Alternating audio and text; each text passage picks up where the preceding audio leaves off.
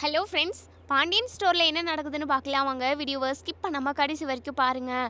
இப்போது கோர்ட்டில் வந்து அடுத்த மாதம் நீங்கள் வரணும் அப்படின்னு சொல்லிட்டு வாய்தாவை தள்ளி வச்சிடுறாங்க.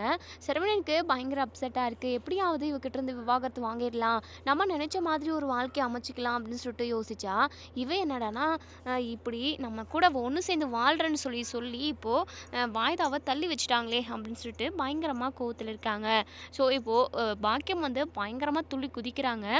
எப்படியோ வாய்தாவை தள்ளி வச்சாச்சு. எப்படியாவது கொஞ்சம் கொஞ்சமாக அந்த ஜட்ஜோட மனசவே மாற்றி மயிலை அந்த சரவணன் மாப்பிள்ளை கூட ஒன்று சேர்ந்து வாழ வச்சிடணும். வேறு வழியே இல்லை. கடைசி வரைக்கும் நம்ம வீட்டிலே இருந்தா அப்படின்னா தண்டசோறு யார் போடுறது அப்படின்னு சொல்லிட்டு இங்கே பாக்கியம் மனசுக்குள்ளேயே நினைக்கிறாங்க. கோமதி அதுக்கப்புறம் இவங்க எல்லாருமே கோர்ட்டு வெளியே வந்துடுறாங்க. ஸோ கோமதிக்கு பயங்கரமாக கோவம் வருது. இப்போது மயில்கிட்ட போயிட்டு, ஏண்டி உனக்கு கொஞ்சமாவது மனசாட்சி இருக்கா? அதான் பொய் சொல்லி எங்கள் குடும்பத்தவே வாட்டி வதக்கி எடுத்துட்டு இல்லை, இதுக்கப்புறமும் இன்னும் எங்கள் குடும்பத்தை கஷ்டப்படுத்தணும், என் பையனோட வாழ்க்கை குழி தோண்டி புதைக்கணும்னு சொல்லிட்டு திட்டம் போட்டு இப்படியெல்லாம் பண்ணிக்கிட்டு இருக்கியாடி. இங்கே பாரு, என் பையனுக்கு தயவு செஞ்சு விவாகரத்து கொடுத்துரு, அவனை நிம்மதியாக வாழ விடுறி, ஏண்டி இப்படி பண்ணுற அப்படின்னு சொல்லிட்டு பயங்கர கோவமா இங்கே நம்ம கோமதி வந்து சொல்கிறாங்க. உடனே இங்கே மயில் இருந்துட்டு, அத்தை சொன்னது எல்லாமே பொய் தான், அது எல்லாமே தப்பு தான் அத்தை, நான் ஒத்துக்கிறேன், அதுக்கு நீங்கள் என்ன தண்டனை வேணாலுமே எனக்கு கொடுங்க, ஆனால் மாமா கிட்டேருந்து என்னை பிரிச்சுட்டாதீங்க அப்படின்னு சொல்லிட்டு. ஏய் என்னடி, உன்னை யார்ரி பிரிக்கிறது? நீ பண்ண தப்புக்கு தானே தண்டனையை கொடுக்குறோம். இங்கே பாரு, நீ மட்டும் என் பையன் கூட ஒன்று சேர்ந்து வாழணும்னு நினைக்கிற அந்த எண்ணத்தை தூக்கி குப்பையில் போடுடி. கண்டிப்பாக அது நடக்கவே நடக்காது. என் பையன் சந்தோஷமாக நிம்மதியாக வாழணும், அதுக்கான வழியை மட்டும்தான் நாங்கள் இப்போ தேடிக்கிட்டு இருக்கோம். நீ மட்டும் என் பையனுக்கு விவாகரத்து கொடுத்துட்ட அப்படின்னா நாங்கள் நிம்மதியாக இருப்போம்டி. தயவு செஞ்சு என் பையனுக்கு ஒரு விடுதலையை கொடுடி அப்படின்னு சொல்லிட்டு உடனே இங்கே பாக்கியம் அப்படியே ஏறிக்கிட்டு வராங்க. என்ன சம்மந்தியம்மா, நீங்கள் இப்படி கெஞ்சி கேட்டுட்டீங்க அப்படின்னா நாங்கள் கொடுத்துடணுமா? அதுக்கப்புறம் என் பொண்ணு வாழா வெட்டியா எங்கள் வீட்டில் வந்து உட்காண்ட்ருக்கணும், காலம் ஃபுல்லாக நாங்கள் அவளை பார்த்து கண்ணீர் வடிச்சுக்கிட்டு இருக்கோன்னு நினைக்கிறீங்களா அப்படின்னு சொல்லிட்டு. இங்கே பாருங்கள், உங்கள் பொண்ணை பெற்றுட்டீங்க, ஒழுங்காக வளர்க்க தெரியல, ஏன் நீங்களே ஒழுங்காக இல்லை, ஒட்டுமொத்த பொய்யையுமே சொல்லி எங்கள் குடும்பத்தையே ஏமாற்றிட்டீங்களே, என் பையனோட வாழ்க்கை கெடுத்து விட்டுட்டீங்க, இதுக்கப்புறமும் கெடுக்கிறதுக்கு என்னதான் இருக்குது? உங்கள் பொண்ணை உங்கள் வீட்லேயே வச்சுக்கோங்க, என் பையனுக்கு நாங்கள் வேற ஒரு கல்யாணம் பண்ணுறோம் அப்படின்னு சொல்லிட்டு. ஓ, இந்த திட்டத்தில் தான் இருக்கீங்களா? அடுத்த கோர்ட் இயரிங்க வாங்க, அப்போ இருக்கு உங்களுக்கு அப்படின்ற மாதிரி பாக்கியம் வந்து மயிலோட கையை பிடிச்சி பயங்கரமாக திட்டிக்கிட்டே இழுத்துட்டு போயிடுறாங்க. மயில் அழுதுகிட்டே போகிறாங்க. உடனே கோமதி பயங்கரமாக அழுக ஆரம்பிச்சிடுறாங்க.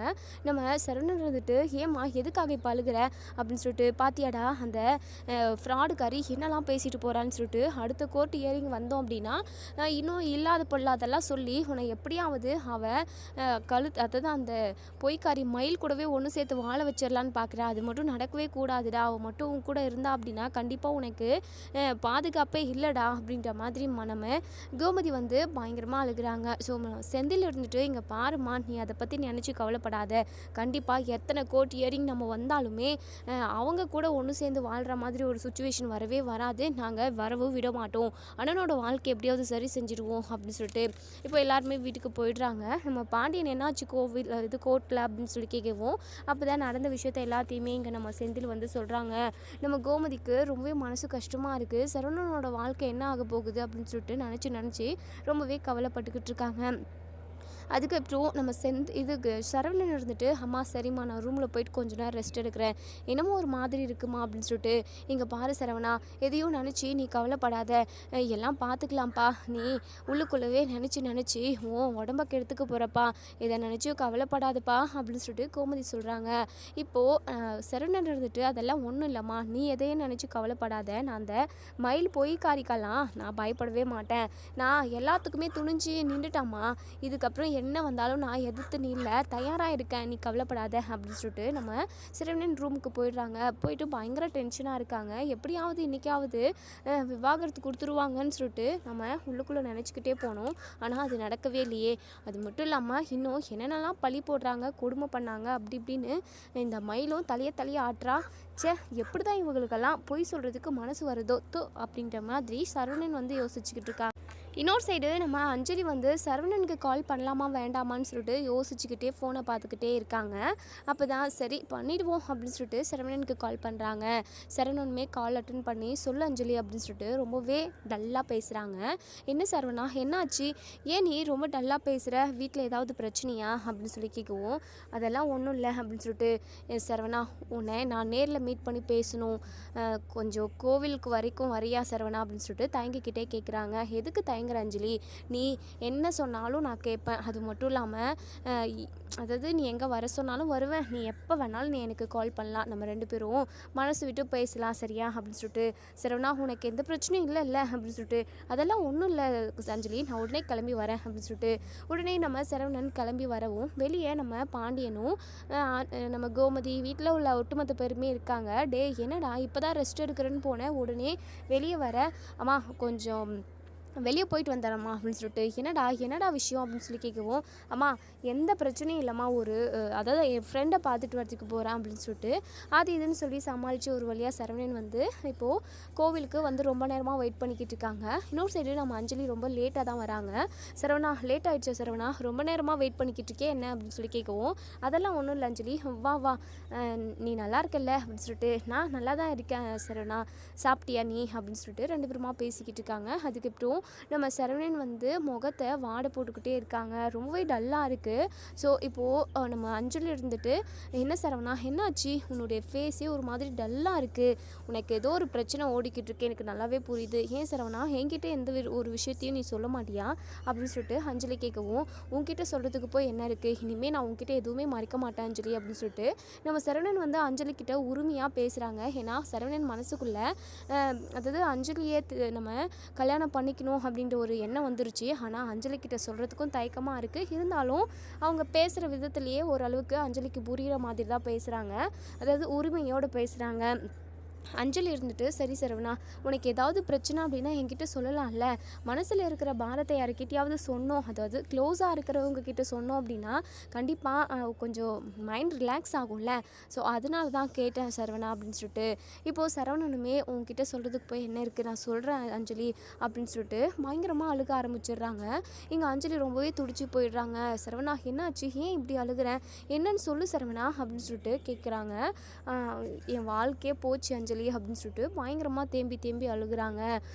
என்னாச்சு, ஏன் என்ன பிரச்சனை, உனக்கும் ஒய்ஃபும் ஏதாவது சண்டையா அப்படின்னு சொல்லிட்டு, அப்போ தான் நம்ம சரவணன் வந்து எல்லா விஷயத்தையுமே சொல்ல வராங்க. நானுமே அந்த பொண்ணு, அதாவது என் அப்பா வந்து இந்த பொண்ணை தான் கல்யாணம் பண்ணிக்கணும்னு சொன்னாங்க, நானும் அந்த பொண்ணு கழுத்தில் தாலி கட்டினேன், அவ்வளோதான். அதுக்கப்புறம் 2 வருஷமாக அவள் கூட நான் ஒன்று சேர்ந்து சந்தோஷமாக தான் வாழ்ந்தேன். அதுக்கப்புறம் தானே அவளை பற்றின எல்லா சுயரூபமும் தெரிய வருது. அவள் படித்தேன், நாங்கள் எதுவுமே அவங்கக்கிட்டேருந்து எதிர்பார்க்கல, இருந்தாலும் அவங்களா சொன்னது தான், எம்ஏ படிச்சிருக்கேன் அப்படின்னலாம் சொன்னாங்க. ஆனால் அவள் 12ஆம் கிளாஸ் தான் படிச்சிருக்கா, பொய் சொல்லியிருக்கா. பொய் சொன்னால் என் அப்பாவுக்கும் சரி என் வீட்டில் உள்ள யாருக்குமே பிடிக்காது. பொய் சொல்லி 2 வருஷமாக எங்கள் குடும்பத்தவே ஏமாற்றிக்கிட்டு இருந்திருக்கா, படித்தேன்னு சொல்லி ஏமாற்றிருக்கா. நகை விஷயத்தில் 80 பவுன் போட்டதா அவங்க சொல்லி கவரிங் நகையை போட்டுருக்காங்க. அதுக்கப்புறம் தான் எங்களுக்கே தெரிய வருது 8 பவுன் மட்டும்தான் கோல்டு, மற்ற எல்லாமே கவரிங் அப்படின்ற விஷயம் தெரிய வந்துச்சு. அவங்க எக்கச்சக்கமாக எங்களுக்கு நகை போடணும், ஏன் சொத்து சொகம்னு சொல்லிட்டு சீர்வரிசெல்லாம் நாங்கள் கேட்கவே கிடையாது, அவங்களா தான் முன் வந்து போட்டாங்க, கொடுக்குறோன்னு சொன்னாங்க, நாங்களா கேட்கவும் இல்லை. எதுக்காக இப்படி போய் சொல்லி ஏமாற்றணும், இப்படி போய் சொல்கிறவங்கள நம்பி நம்ம கூட வச்சுக்க முடியுமா தைரியமாக அப்படின்ற மாதிரிலாம் சரவணன் ரொம்பவே ஃபீல் பண்ணி சொல்கிறாங்க. அது மட்டுமா, நான் படித்த படிப்புக்கு டீச்சர் வேலைக்கு போகணும்னு சொல்லிட்டு டீச்சர் வேலைக்கு போனேன், அதுவும் என் அப்பா ரெக்கமெண்ட் பண்ணி போனது. அதுக்கப்புறம் அவளுக்கு பாடம் நடத்த தெரியல போல், படிச்சிருந்தா தானே. அதுக்கப்புறம் அது இதுன்னு சொல்லி சர்டிஃபிகேட் தொலைஞ்சிருச்சு அப்படி இப்படின்னு கொஞ்ச நாள் வீட்டிலே இருந்தா. வேறு வழி இல்லாமல் ஏதோ பெரிய கம்பெனிக்கு நான் வேலைக்கு போகிறேன்னு சொல்லிட்டு போய் ஹோட்டலில் வேலை பார்த்துக்கிட்டு இருந்தா. என் ஃப்ரெண்டோட ஒரு நாள் அந்த ஹோட்டலுக்கு நான் சாப்பிட்றதுக்காக போயிருந்தேன். அப்போ தான் அவள் ஹோட்டலில் சர்வராக வேலை பார்த்துக்கிட்டு இருக்கா அப்படின்னு சொல்லிட்டு நான் தெரிஞ்சுக்கிட்டேன். என் ஃப்ரெண்ட்ஸ் எல்லாருமே என்ன ரொம்ப கலாய்ச்சாங்க தெரியுமா, எனக்கு ரொம்ப அவமானமாக இருந்தது. உன் பொண்டாட்டி எங்கே வேலை செய்கிறான்னு கூடவா உனக்கு தெரியல அப்படிங்கிற மாதிரிலாம் சொல்லி ரொம்பவே அசிங்கமாக பேசினாங்க. எனக்கு ரொம்ப கஷ்டமாக ஆயிடுச்சு அஞ்சலி. இப்படி எக்கச்சக்கமான பொய்யை சொல்லி அடுக்கடுக்காக பொய் சொல்லி அவள் எப்படியெல்லாம் ஏமாத்திருக்கா தெரியுமா? அது மட்டும் இல்லாமல் இதெல்லாமே கூட ஓகே தான், ஆனால் குழந்தை விஷயத்தில் கூட என்னை ஏமாத்திட்டா. குழந்தை பிறக்க போகுதுன்னு சொல்லிட்டு நான் ரொம்ப சந்தோஷமாக இருந்தேன். ஆனால் அவள் ப்ரெக்னெண்ட்டாகவே இல்லை. என் கூட ஒன்று சேர்ந்து வாழணும் அப்படின்றதுக்காக ப்ரெக்னெண்ட்டாக இருக்கிறேன் அப்படின்னு சொல்லிட்டு எல்லாரையுமே ஏமாத்திட்டா.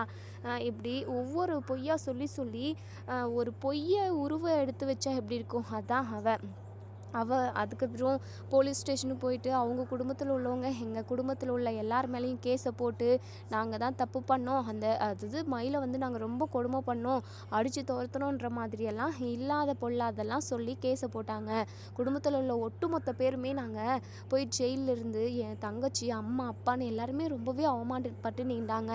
மயில் எங்கள் வீட்டுக்கு கல்யாணம் ஆகி வந்ததுலேருந்தே என் அம்மாவும் சரி என் அப்பாவும் சரி என் வீட்டில் உள்ள ஒட்டுமொத்த பேருமே அவளை தாங்குன்னு தாங்கினாங்க. அது அவளுக்கே தெரியும். இப்போ கூட அவள் என் கூட ஒன்று சேர்ந்து வாழணும்னு தான் ஆசைப்படுறா. ஆனால் எனக்கு விருப்பம் இல்லை. அப்படிப்பட்ட ஒரு பொய்க்காரி கூட எப்படி நம்ம நம்பி தைரியமாக அவள் கூட வாழ்க்கையை ட்ராவல் பண்ணுறது கண்டிப்பாக முடியாது. அதை என்னால் ஏற்றுக்கவே முடியாது. அதான் அவகிட்டேருந்து விவாகரத்து வாங்கணும்னு சொல்லிட்டு நாங்கள் கோர்ட்டுக்கு 2-3 டைம் போயிட்டு வந்துட்டோம். ஆனால் நான் வாய்தாவை தள்ளி வச்சுக்கிட்டு இருக்காங்க. அவள் என் கூட ஒன்று சேர்ந்து வாழணும்னு சொல்லிட்டு சொல்கிறா அஞ்சலி. ஆனால் எனக்கு விருப்பம் இல்லை. அதனால் கோர்ட்டுமே வாய்தாவை தள்ளி வச்சுக்கிட்டு இருக்கு. என்றைக்கு தான் அவகிட்டேருந்து எனக்கு விவாகரத்து கிடைக்கும்னு தெரியல. எப்போ அவகிட்டேருந்து எனக்கு விவாகரத்து கிடைக்குதோ அப்போ தான் எனக்கு நிம்மதியாக இருக்கும் அப்படின்ற மாதிரி நம்ம சரவணன் பயங்கர கவலைப்பட்டு அதை அவங்க மனசில் உள்ள ஒட்டுமொத்த விஷயத்தையுமே அஞ்சலிக்கிட்ட சொல்லிட்டாங்க. அஞ்சலிக்குமே ரொம்பவே மனசு கஷ்டமாக இருக்குது. என்ன சரவணா, உன்னுடைய வாழ்க்கையுமே இப்படி ஆகிப்போச்சே. நம்ம 2 பேரும் அப்பா அம்மா பேச்சை கேட்காம நம்ம கல்யாணம் பண்ணிக்கிட்டு இருந்தோம் அப்படின்னா இன்றைக்கி ஏதோ நமக்கு ஒரு குழந்தை குட்டின்னு பிறந்ததுக்கப்புறம் அப்பா அம்மா எல்லாருமே வந்து சேர்ந்துருப்பாங்க.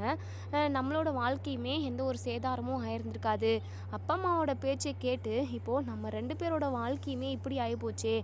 அப்பா அம்மா பேச்சை கேட்கக்கூடாதுனால நான் சொல்ல வரல. இருந்தாலும் நம்ம டிசிஷன் எடுத்த மாதிரி நீயும் நானும் ஒன்று சேர்ந்துருந்தோம் அப்படின்னா இன்றைக்கி நம்ம வாழ்க்கை நல்லா இருந்திருக்கும்ல. ஆசைப்பட்ட வாழ்க்கை அமையிறது எவ்வளோ பெரிய அதிர்ஷ்டம் இல்லை.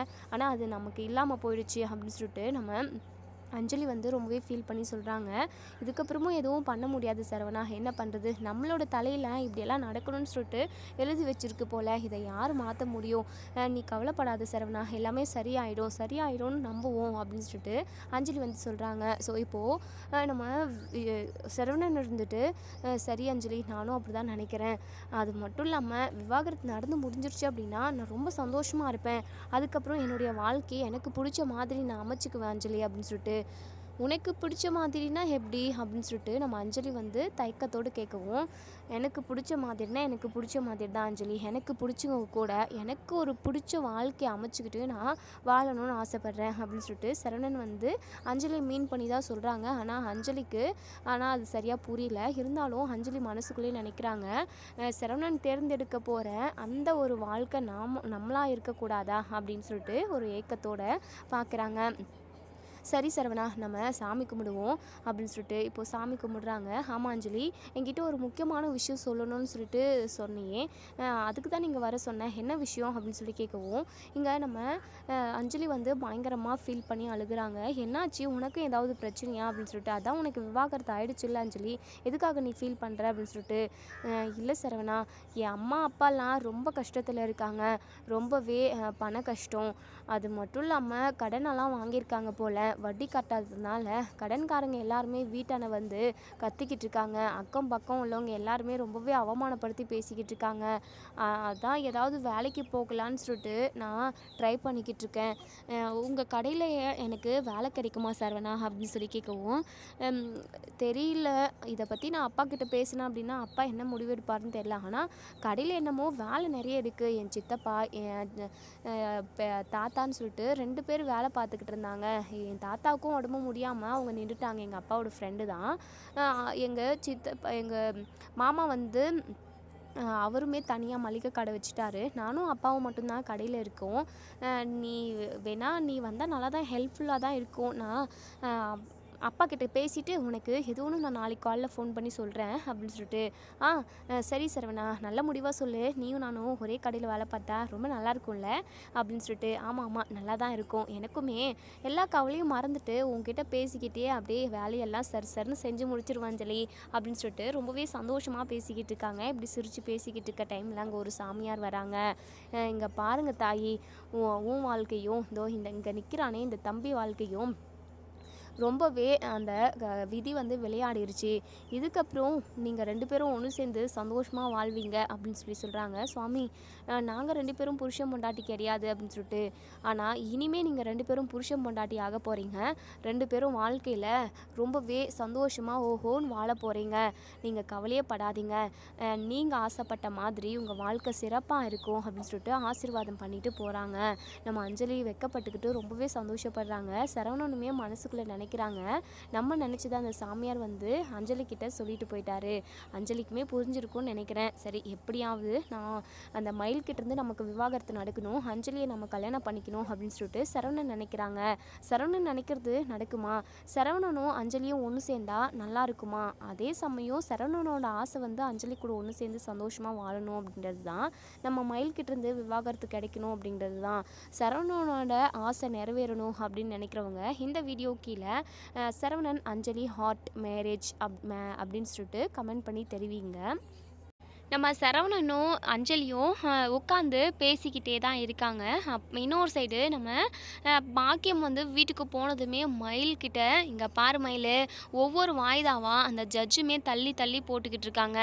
நீ நினச்சது தான் நடக்கணும், நீ சரவணன் மாப்பிள்ளை கூட ஒன்று சேர்ந்து வாழணும், அதுக்கான வழியை மட்டும் பாரு. அது வரைக்கும் நீ இந்த வீட்டில் தண்டை சாப்பாடு தான் சாப்பிட்டுக்கிட்டு இருக்க போகிறேன், இப்போ அதுக்கும் சேர்த்து நான் உழைக்கணும் அப்படின்னு சொல்லிட்டு உடனே சுடர் இருந்துட்டு, போதும் நிறுத்துமா, அக்காவே ரொம்பவே மனசு உடைஞ்சு போயிருக்கா, எப்போ பார்த்தாலும் அக்காவை ஏன் இப்படி திட்டிக்கிட்டே இருக்கேன், சே உனக்கு நாங்கள் 2 பேரும் பிறக்காமே இருந்திருக்கணும், இப்படி கஷ்டப்படுறேன்னு உனக்கு தெரியுது, அதாவது கஷ்டப்பட்டாலுமே ஏதோ குழந்தைங்களுக்கு ஆறுதலாக இருக்கணும், ஆனால் அது கூட உனக்கு தெரியல, அப்போ எதுக்காக பெத்த எங்களை அப்படின்ற மாதிரியெல்லாம் இங்கே சுடர் வந்து கேள்வி கேட்கவோ, இங்கே பாரடி சும்மா எனக்கிட்ட குறுக்கு கேள்வி கேட்டுக்கிட்டு இருக்காம தேவையில்லாமல் பேசிக்கிட்டு இருக்காம போய் படிக்கிற வேலையை பாரு அப்படின்னு சொல்லிட்டு, ஸோ இப்போ நம்ம சுடருமே படிக்கிறதுக்காக போயிடுறாங்க. நம்ம மயில் பயங்கரமாக ஃபீல் பண்ணிக்கிட்டு இருக்காங்க. பாக்கியம் இருந்துட்டு, ஹே மயிலே வா நம்ம கோவிலுக்கு போயிட்டு வந்துடுவோம், ஏன்னா இந்த வாய்தா தள்ளி போட்டிருக்கு, அடுத்த வாய்தாவுக்காவது நீயும் மாப்பிள்ளையும் ஒன்று சேர்ந்து வாழணும், போய் சாமியை கும்பிட்டுட்டு வருவோம், மனுஷங்க தான் நமக்கு துணை இல்லை, அந்த கடவுளாவது துணை இருக்கட்டும் அப்படின்னு சொல்லிட்டு பாக்கியம் வந்து எங்கள் மயிலை கூட்டிக்கிட்டு நம்ம ஒரு அம்மன் கோவிலுக்கு தான் போகிறாங்க.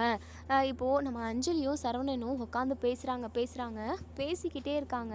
டைம் போகிறதே அவங்களுக்கு தெரியல.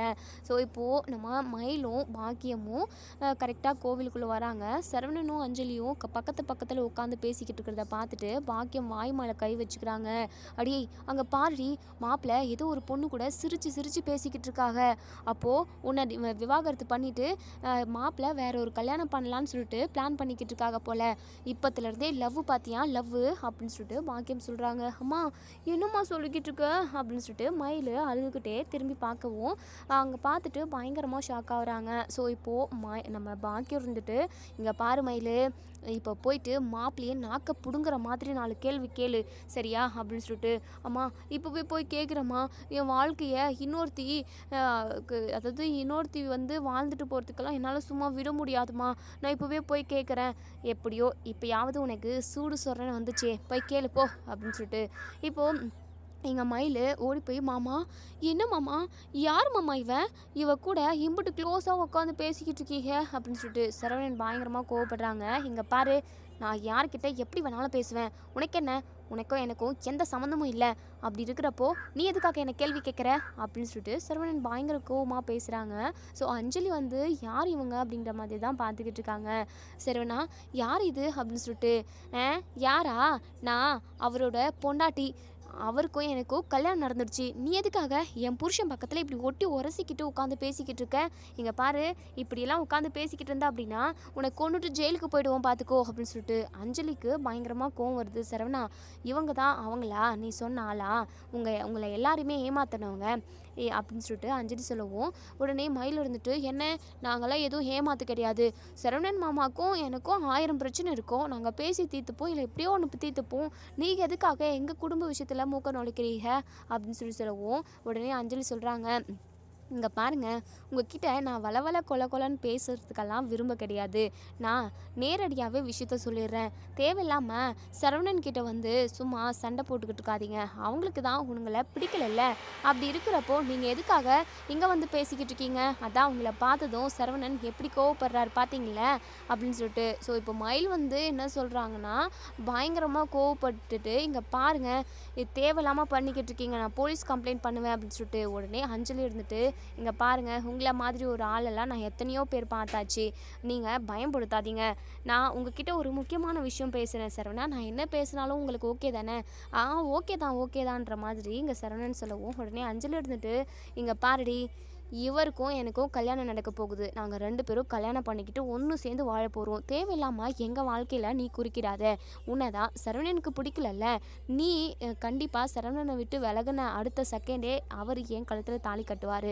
என்ன சரவணா அப்படின்னு சொல்லிட்டு சரவணனுக்கே பயங்கர ஷாக்கிங்காக தான் இருக்குது. சரவணன் மனசுக்குள்ளேயே வச்சுக்கிட்டு இருந்தார், எப்படி அஞ்சலி கிட்ட சொல்கிறது அப்படின்னு சொல்லிட்டு. ஆனால் எங்கள் அஞ்சலி வந்து இப்போது மயில் வந்ததுனால அப்படியே பேசி அவங்க மனசில் உள்ளதையுமே சொல்லிட்டாங்க. இதை கேட்ட மயில் அப்படியே அதிர்ச்சி ஆகுறாங்க. பாக்கியம் தூரத்துலேருந்து இதெல்லாம் கேட்டுட்டு அப்படியே குடுகுடுன்னு ஓடி வராங்க. ஏய், என்னடி வார்த்தை சொன்ன? ஏன் மாப்பிள்ளை கூட நீ கல்யாணம் பண்ணிக்க போறியா? அது எப்படி பண்ணிக்குவ? நான் விட்டுருவனா? நான் விடவே மாட்டேன்டி. என் பொண்ணு தான் மாப்பிள்ளை கூட ஒன்று சேர்ந்து வாழணும் அப்படின்னு சொல்லிட்டு. உடனே அஞ்சலி இருந்துட்டு, இங்கே பாருங்கள், நீங்கள் எல்லாருமா சேர்ந்து ஃப்ராட் பண்ணி தானே சரவணனை கல்யாணம் பண்ணிக்கிட்டீங்க. பாவம் சரவணனை எப்படி போட்டு வறுத்து எடுத்தீங்க. இதுக்கப்புறமெல்லாம் சரவணன் கஷ்டப்படுறதுக்கு நான் விடவே மாட்டேன். இங்கே பாருங்கள், உங்களால் சரவணனுக்கு ஏதாவது பிரச்சனையோ இல்லை அவர் மனசு கஷ்டப்படுற மாதிரி ஏதாவது ஒரு விஷயத்த செஞ்சீங்க அப்படின்னாலோ நான் உங்களை உண்டுலன்னு பண்ணிடுவேன். அவர் எனக்கு புருஷனாக போகிறவர் அப்படின்னு சொல்லிட்டு இங்கே அஞ்சலி வந்து ரொம்பவே உரிமை எடுத்து பேசுகிறாங்க. இங்கே பாக்கியம் பயங்கரமாக கோவப்படுறாங்க. வாடி வா, என் பொண்ணோட வாழ்க்கையை அழிச்சிட்டு நீ அவளோட வாழ்க்கையில் குளிர்காயலான்னு நினைக்கிறியா? அதெல்லாம் நடக்கவே நடக்காது. என் பொண்ணுக்கு தான் சரவணன் அப்படின்னு சொல்லிட்டு. போதும் நிறுத்துங்க அப்படின்னு சொல்லிட்டு நம்ம சரவணன் வந்து கோவமாக பேசுகிறாங்க. தேவையில்லாமல் நீங்கள் எதுக்காக 2 பேரும் வந்து கத்திக்கிட்டு இருக்கீங்க? இப்போ அஞ்சலி சொன்னது தான் உண்மை. நானும் அஞ்சலியும் முன்னாடியே லவ் பண்ணோம். எங்களோட வாழ்க்கை சரியாக அமையல. அவளுக்குமே வாழ்க்கை கெட்டு போச்சு, எனக்கும் அப்படி தான். அதனால் நாங்கள் 2 பேரும் ஒன்று சேர்ந்து கல்யாணம் பண்ணிக்கிட்டு சந்தோஷமாக வாழ போகிறோம். ஸோ நீங்கள் யாருமே இதில் தலையிடவே கூடாது அப்படின்னு சொல்லிட்டு. ஆஹா, வாங்க, நீங்கள் சொல்கிறதெல்லாம் கேட்டுக்கிட்டு நாங்கள் தலையாட்டிக்கிட்டு கம்முன்னு போயிடணுமா? மயில், என்னடி இதெல்லாம் பார்த்துக்கிட்டு அழுதுகிட்டு சும்மா நின்றுக்கிட்டு இருக்க? உனக்கு ஒரு கல்யாணத்தை பண்ணி வச்சேன், அதை சரியாக காப்பாற்றிக்க கூட தெரியல. இப்போ இன்னொருத்தி வந்து உன் வாழ்க்கையை பங்கு போட பார்க்குறா. நீ என்னடானா அழுதுகிட்டு நிற்கிற? ஐயோ கடவுளே, உன்னெல்லாம் பெற்றதுக்கு கல்லா பெற்றுருக்கலாண்டி அப்படின்னு சொல்லிட்டு பாக்கியம் மயில் மேலே எரிஞ்சு விழுகுறாங்க. அம்மா, நான் என்னம்மா பண்ண முடியும்? மாமாவே இப்படி பேசுகிறப்போ நான் என்னம்மா பேச முடியும் அப்படின்னு சொல்லிட்டு. இங்கே பாருடி, யார் எத்தனை பேர் என்ன பேசினாலும் நான் இதை சும்மா விட போகிறதில்ல. வாடி போகலாம் அப்படின்னு சொல்லிட்டு. உடனே இங்கே மயிலை வந்து பாக்கியம் கூட்டிக்கிட்டு கோமதியோட வீட்டுக்கு தான் போகிறாங்க. சம்மந்தியம்மான்னு சொல்லிட்டு ரொம்பவே சத்தம் போட்டு கத்திக்கிட்டு இருக்கவும், உடனே இங்கே பாண்டியன் இருந்துட்டு வெளியே ஏதோ சத்தம் கேட்குது அப்படின்னு சொல்லிட்டு. உடனே கோமதி, பாண்டியன், அரசின்னு ராஜி, கதிரி இவங்க எல்லாருமே கூட வந்து பார்க்குறாங்க. எதுக்காக எங்கே வந்து கத்திக்கிட்டு இருக்கீங்க? அதான் உங்களுக்கும் எங்களுக்கும் எந்த சம்மந்தமும் இல்லை அப்படின்னு சொல்லிட்டு நாங்கள் தான் உங்கள் பொண்ணை வீட்டை விட்டு துரத்திட்டோம்ல. நீங்கள் எதுக்காக எங்கே வந்திருக்கீங்க அப்படின்னு சொல்லிட்டு நம்ம கோமதி கேட்கவும், உடனே இங்கே நம்ம பாக்கியம் இருந்துட்டு, இங்கே பாருங்கம்மா, என்னதான் நீங்கள் வீட்டை விட்டு அனுப்புனாலுமே சரவணனோட பொண்டாட்டி மயில் தானே. அப்படி இருக்கிறப்போ உங்கள் பையன் எவ்வளவு கூட கூத்து அடிச்சுக்கிட்டு இருக்கான். போய் கேட்டால் நான் அவளை தான் கல்யாணம் பண்ணிக்குவேன்னு சொல்லிட்டு தில்லா சொல்கிறான். என்ன, எங்கேருந்து வந்துச்சு உங்களுக்கு இந்த தைரியம்? இன்னும் மயிலுக்கும் சரவணன் மாப்பிள்ளைக்கும் விவாகரத்து நடக்கவே இல்லை. அப்படி இருக்கிறப்போ நீங்களா ஒரு பொண்ணை பார்த்து உங்கள் பையன் கூட அனுப்பி வச்சிட்டீங்களா? இப்போ ஊரை சுற்றிக்கிட்டு ஜாலியாக கூத்தடிச்சிக்கிட்டு இருக்காங்க. இதெல்லாம் பார்த்துக்கிட்டு நான் சும்மா இருக்கணும்னு நினச்சிக்கிறாதீங்க. இப்போவே போய் போலீஸில் கம்ப்ளைண்ட் பண்ணுவேன் அப்படின்னு சொல்லிட்டு இங்கே பாக்கியம் சொல்கிறாங்க. பாண்டியனுக்கும் கோமதிக்கும் ஒன்றுமே புரியல. என் பையனை பற்றி ஏதாவது தப்பாக பேசுனீங்க அப்படின்னா அம்புடுதான், என்ன பண்ணணும்னு எனக்கே தெரியாது அப்படின்னு சொல்லிட்டு இங்கே கோமதி கோவப்படுறாங்க. ஸோ இன்னொரு சைடு இங்கே நம்ம அஞ்சலி இருந்துட்டு போயிட்டு வரேன் அப்படின்னு சொல்லிட்டு அவங்க வீட்டுக்கு போயிடுறாங்க. சரவணனுமே அப்போ தான் வந்துக்கிட்டு இருக்காங்க. வீட்டான வந்து பார்த்தா ஒரே சத்தம், கூச்சல்னா கூச்சல். உடனே பாக்கியம் தான் சத்தம் போட்டுக்கிட்டு இருக்காங்க. ஐயோயோ, நானும் அஞ்சலியும் பேசிக்கிட்டு இருந்தது, அவள் பேசுனது எல்லாத்தையுமே இங்கே வந்து ஒப்பிச்சிருப்பாங்களோ இவங்க அப்படின்னு சொல்லிட்டு ஒரு பதற்றத்தோடய இங்கே நம்ம சரவணன் வந்து வராங்க. டேய் சரவணா, என்னடா இவங்க என்னென்னமோ சொல்லிக்கிட்டு இருக்காங்க, கோவிலில் நீ ஏதோ ஒரு பொண்ணு கூட பேசிக்கிட்டு இருந்ததை எங்கேயோ கூத்தடிச்சுக்கிட்டு இருக்கா அப்படி இப்படின்னு என்னென்னமோ பேசுகிறாங்க, என்னடா இதெல்லாம் அப்படின்னு சொல்லிட்டு. அம்மா அதெல்லாம் ஒன்றும் இல்லைம்மா, நான் எந்த பொண்ணு கூட பேசினா இவங்களுக்கு என்னம்மா, என் கூட படித்த பொண்ணு, அந்த பொண்ணு பார்த்துச்சு, நானும் பேசினேன், அந்த பொண்ணும் பேசிச்சு, அவ்வளோதாம்மா, வேறு எதுவும் இல்லை. இவங்களுக்கு நான் யாரு கூடயுமே பேசக்கூடாது அப்படின்னு சொல்லிட்டு எனக்கு கட்டளை போட பார்க்குறாங்க அப்படின்னு சொல்லிட்டு. உடனே கோமதி இருந்துட்டு அவங்க தலைமுடியை வலிச்சு சுற்றி கொண்டை போட்டுக்கிட்டு, என்ன என்ன நினச்சிக்கிட்டு இருக்கீங்க உங்கள் மனசில்?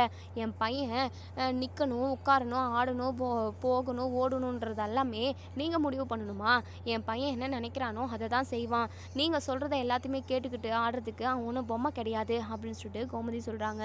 உடனே இங்கே நம்ம மயில் இருந்துட்டு, அத்தை தயவு செஞ்சு நான் இப்போ சொல்கிறத புரிஞ்சுக்கோங்க அத்தை, அவங்க சரவணன் மாமா கூட இருந்த பொண்ணு, சரவணன் மாமாவும் நானும் ஒன்று சேர்ந்து கல்யாணம் பண்ணிக்க போகிறோம் அப்படிங்கிற மாதிரியெல்லாம் என்கிட்டே சவால் விடுது அத்தை அப்படின்னு சொல்லிட்டு. உடனே இங்கே நம்ம கோமதி ஷாக் ஆகுறாங்க. சரிடி, அப்படியே கூட இருந்துட்டு போகட்டும், உன்னை விவாகரத்து பண்ணிவிட்டு என் பையன் இன்னொரு வாழ்க்கையை அமைச்சிக்கிட்டோண்டி. என் பையன் எனக்கு என்ன வயசு ஆயிடுச்சு, அவன் உன்னை விவாகரத்து பண்ணிவிட்டு உன் நினைப்பாவே வாழ்கிறதுக்கு. இங்கே பாரு, உனக்கும் அவனுக்கும் விவாகரத்து நடந்துருச்சு அப்படின்னா நானே அவனுக்கு ஒரு நல்ல பொண்ணை பார்த்து கல்யாணம் பண்ணி வைக்கலாம் தான் நினச்சிக்கிட்டு இருந்தேன். ஆனால் அவன்கிட்ட சம்மதம் கேட்கறதுக்கு தான் நான் பயந்துக்கிட்டு இருந்தேன். ஆனால் அவனே ஒரு பொண்ணை பார்த்து கல்யாணம் பண்ணிக்கிறான் அப்படின்னா அதில் எனக்கு முழு சம்மதம்டி. அவன் லவ் பண்ண மாதிரியே லவ் பண்ண பொண்ணவே கல்யாணம் பண்ணிக்கிட்டு இருந்தா கூட அவன் இப்போ ரொம்ப சந்தோஷமாக இருந்திருப்பான். போயும் உன்னை போய் பார்த்து நாங்கள் அவனுக்கு கல்யாணம் பண்ணி வச்சோம்ல, அதனால தானே இப்படி அவன் வாழ்க்கை கெட்டு கிடக்குது. ஒழுங்காக இடத்த காலி பண்ணுறீங்களா, இல்லை நான் போலீஸை வர வைக்கட்டுமா அப்படின்னு சொல்லிட்டு. இதோட இந்த ரிவ்யூ முடியுது. இதுக்கப்புறம் என்ன நடக்குது சொல்லி வெயிட் பண்ணி பார்ப்போம் ஃப்ரெண்ட்ஸ். மயில் அழுதுகிட்டே இருக்காங்க. நம்ம கோமதியுமே சரவணனும் அஞ்சலியும் ஒன்று சேர்ந்தா கூட ஓகேன்னு தான் சொல்லுவாங்க. அப்படி தான் போய்கிட்டு இருக்கு. இங்கே பாக்கியம் பயங்கரமாக கொந்தளிச்சு போயிருக்காங்க. கண்டிப்பாக அவங்க பொறுமையாக இருக்க மாட்டாங்க. இது விஷயமாக கேஸ் கொடுக்கறதுக்கும் நிறைய வாய்ப்பு இருக்குது. என்ன நடக்கும் அப்படின்றத நம்ம வெயிட் பண்ணி பார்ப்போம் ஃப்ரெண்ட்ஸ். வீடியோ பிடிச்சிருந்தா லைக் பண்ணி கமெண்ட் பண்ணி தருவீங்க. தேங்க்யூ.